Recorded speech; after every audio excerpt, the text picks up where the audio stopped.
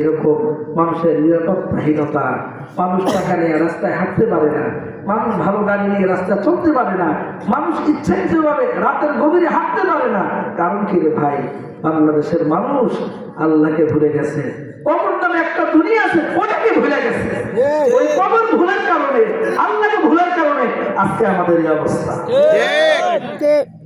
এবার স্বামী স্ত্রীকে বলবে, এত দামি দামি মেডিসিন তোমাকে কিনা দিছে, আজকে তোমার চামড়া জাহান্নামে চলবে। কারণ ওই কাতারটা হলো জাহান্নামীদের আর এই কাতারটা হলো জান্নাতীদের।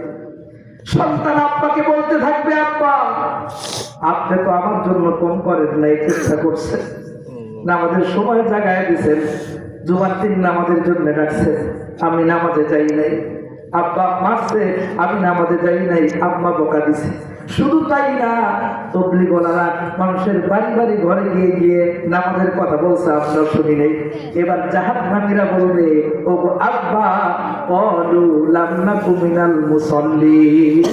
আব্বা গো, আমার জাহান্নামে আসার প্রথম কারণ হলো দুনিয়াতে আমি নামাজে ছিলাম না, এই কারণে আমি জাহান্নামে আসছি। স্ত্রী এবার স্বামীর মুখের দিকে তাকায় বলবেন, ও স্বামী, তোমার টাকা পয়সার কোনো কমতি ছিল না, 50 সের 100 সের প্রত্যেক ঈদে ঈদে কাপড় নিতাম, তোমার জন্য কাপড়ের অনেক কাপড় তুমি আমার কিনা দিছো, কিন্তু আমি তোমার টাকা খাইছি, সব কিছু করছি। আজ